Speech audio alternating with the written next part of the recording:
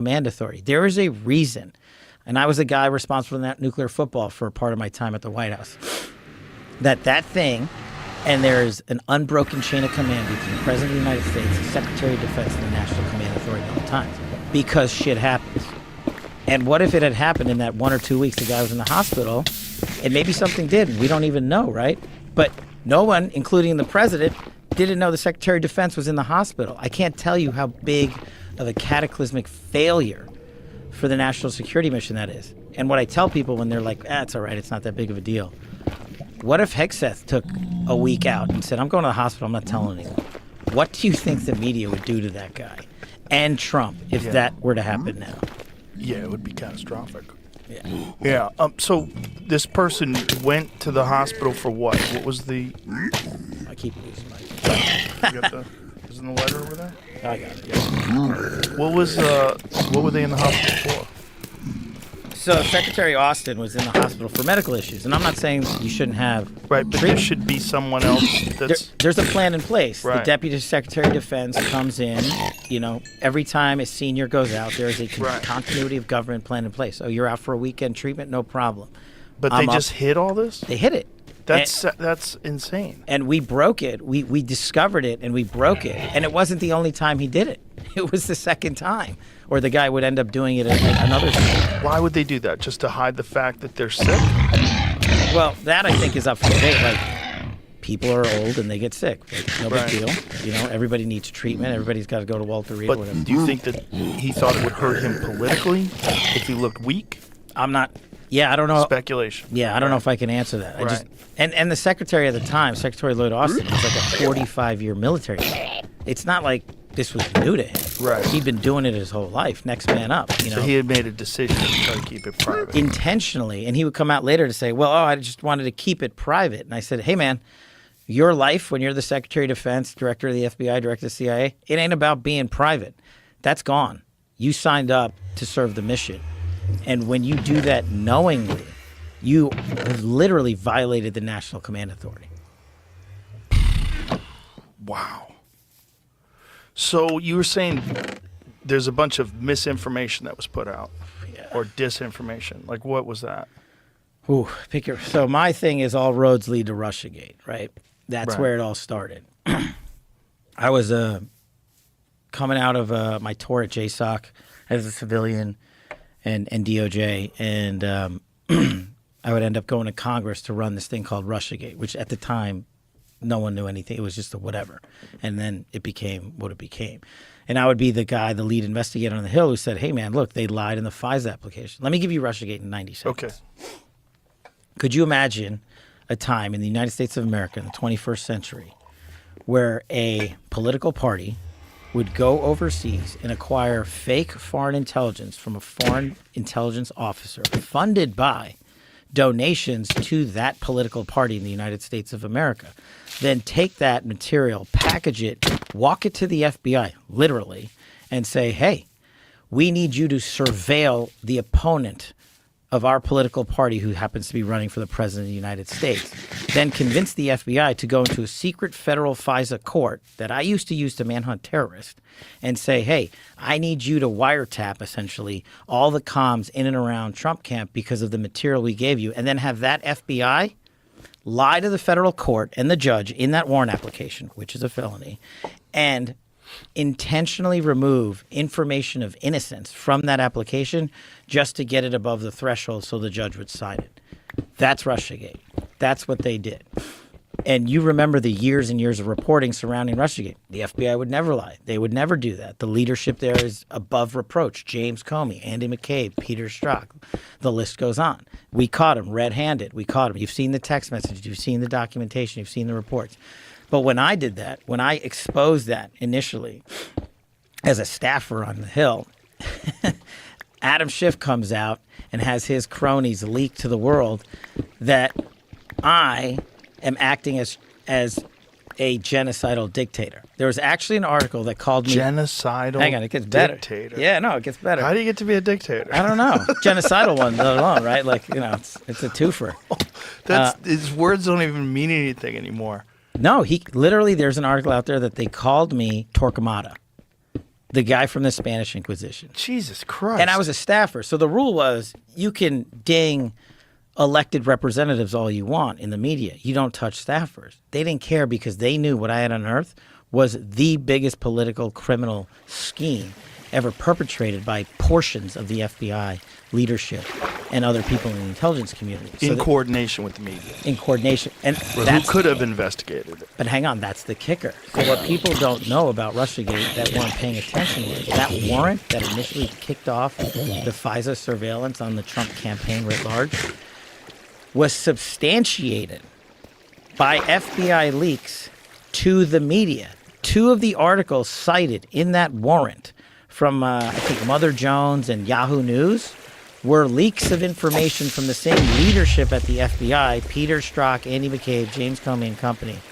And then they, in the application, would be like, hey, it's not just us saying that Trump's a Russian asset, right? Look at this article, Mr. Judge, on the federal FISA court. And they included it in that application. So this was a coordinated conspiracy to take down your political opponent by weaponizing government. And now I say that now in 2025.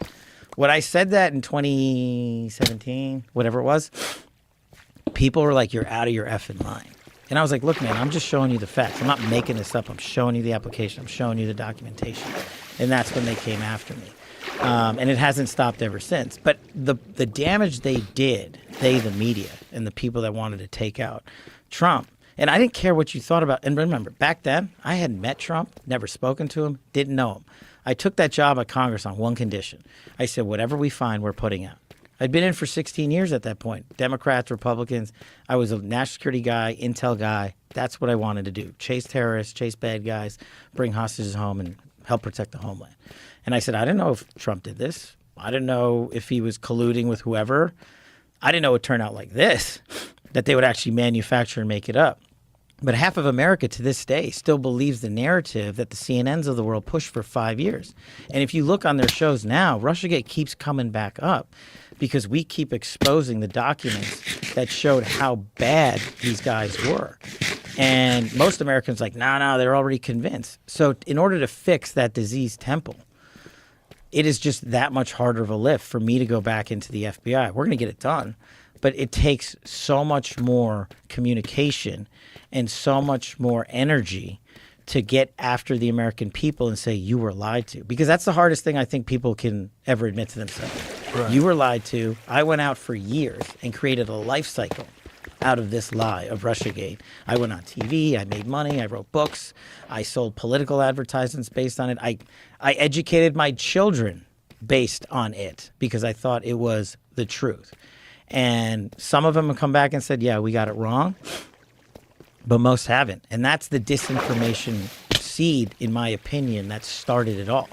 And then you could talk about things like January 6th or, pick your poison, rescuing hostage or what have you. The media just never got on board. They kneecapped Trump from the beginning by participating in the Russiagate collusion conspiracy with the FBI.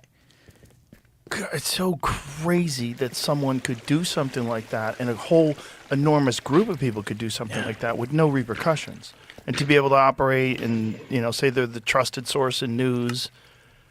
And you were a part of something that was one of the biggest scandals in political history. Mm-hmm. But just because it's targeted towards Trump, people look the other way. Like if that was targeted towards Obama, could you imagine how psychotic the response would be? People would be up in arms and furious.